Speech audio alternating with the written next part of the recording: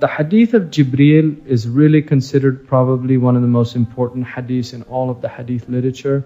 And the reason for that is it is a summation of the entire Islamic teaching. It sums up Islam. And it was also a hadith in which the Prophet ﷺ told 80 days before he died. So it's very close to the last period that he was with us in physical flesh.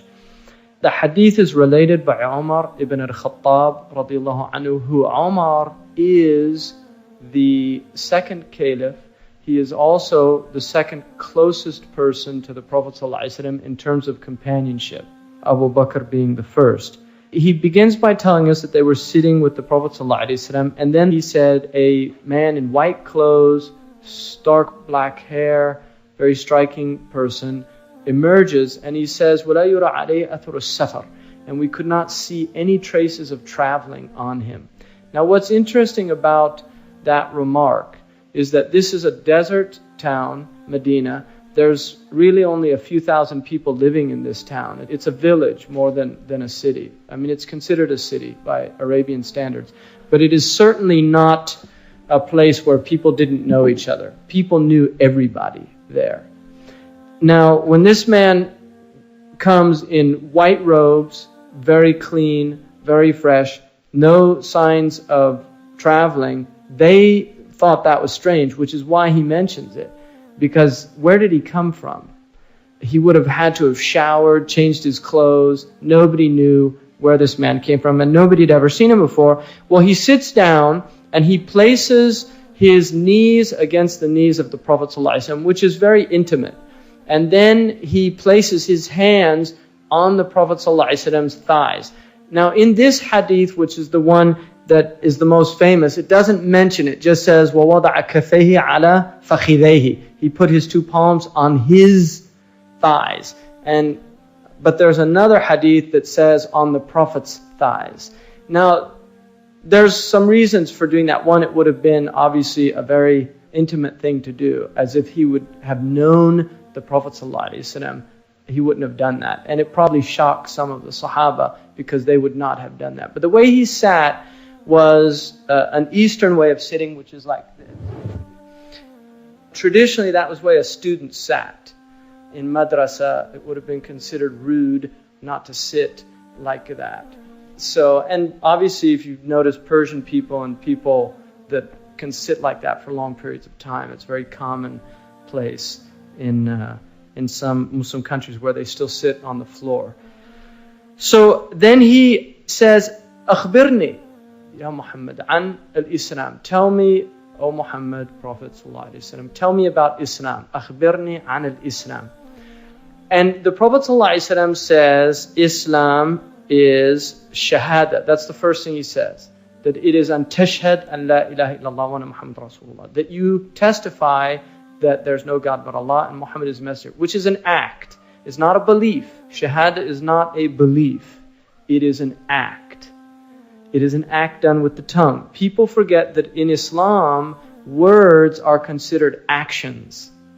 And Imam Malik said, when you realize that your words are actions, if you have intelligence, your words diminish.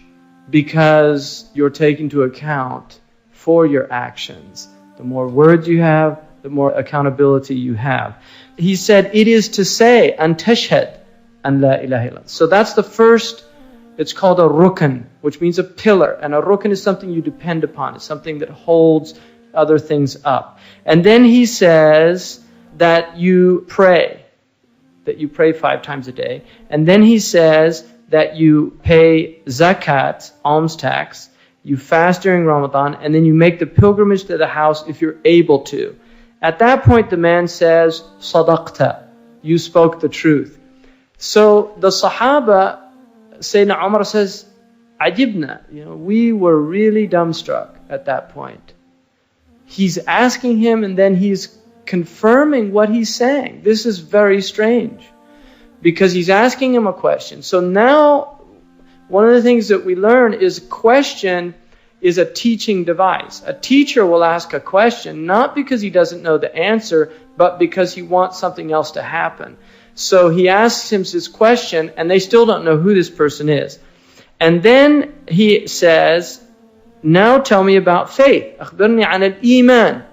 So we're moving to another dimension of Islam. The first is Islam. Then he says, now tell me about Iman. So here's a distinction between Islam and Iman, which is going to become very important. And then he tells him, faith, an tu'mina billah, that you believe in Allah. So now he's not telling him what Iman is, he's telling him what the objects of Iman are. Because Iman in and of itself is a mystery. You cannot explain in words what Iman is. The next best thing you can tell is you can explain the objects of belief.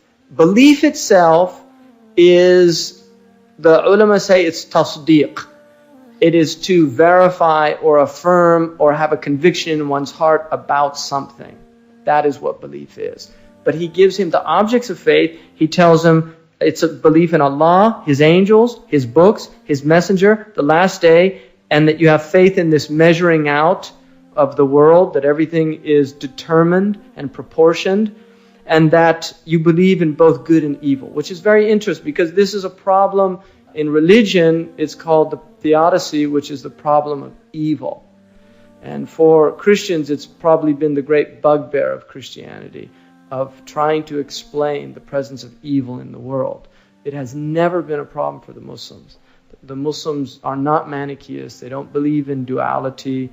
Muslims have never believed in this idea of two forces antagonistically working in the world. Muslims believe that good and evil are creations of Allah subhanahu wa ta'ala. And that Allah is above good and evil in terms of the scales by which we judge them, because we don't have the ability to judge good and evil in reality. And that is why we've been given standards. Killing is bad, and we don't kill. Stealing is bad, we don't steal. But there are other instances where stealing becomes acceptable. So there's situational ethics. There's instances where killing is acceptable. If you see a man killing another man, the outward act of it is rejected by the heart. But what's happening? What's actually taking place? Is it murder? Or is it retribution? What's going on? So the act in and of itself is not evil. What is evil is the reason and the intention, which is if it was wrong or oppressive. So it's very interesting that that's part of the creed that Muslims believe in. And then he says, again, he'd spoken the truth, and he says, now tell me about doing what is beautiful. And ihsan is a very difficult word to translate in Arabic. If you look at the root word hasuna, means to be beautiful. That's what it means.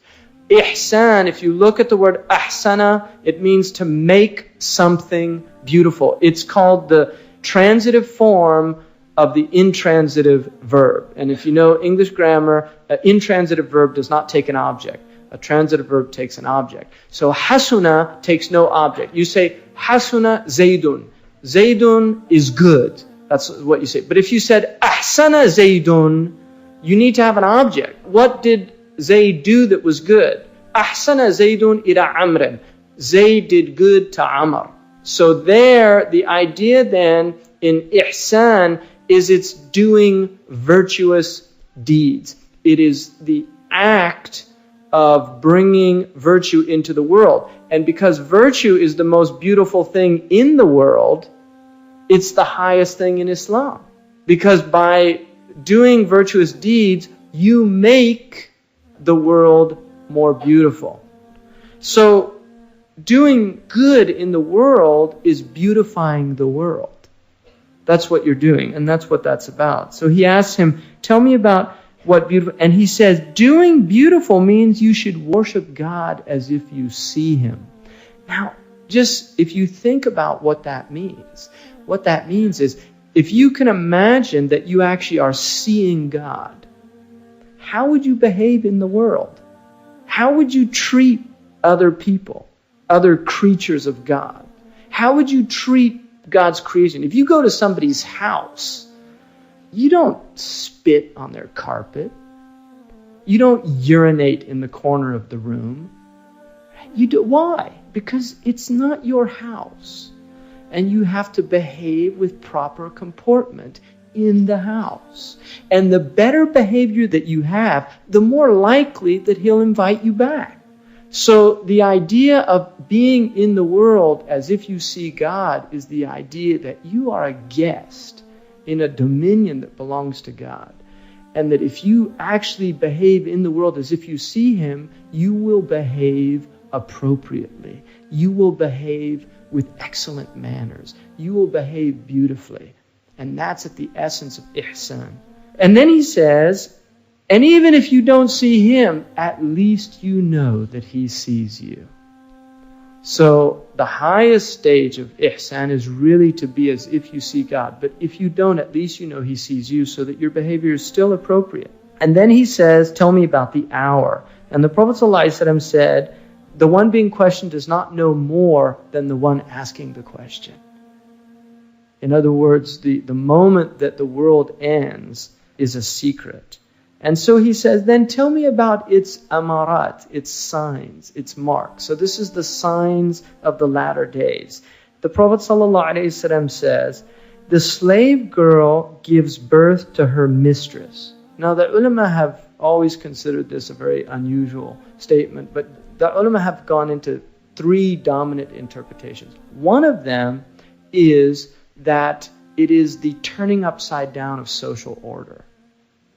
That right becomes wrong, wrong becomes right, high people become low, low people become high, that this is what happens. And so the idea of a mistress giving birth to a slave, if you invert that, it's the al-amatu taridu rabbataha. All right, the servant gives birth to her master.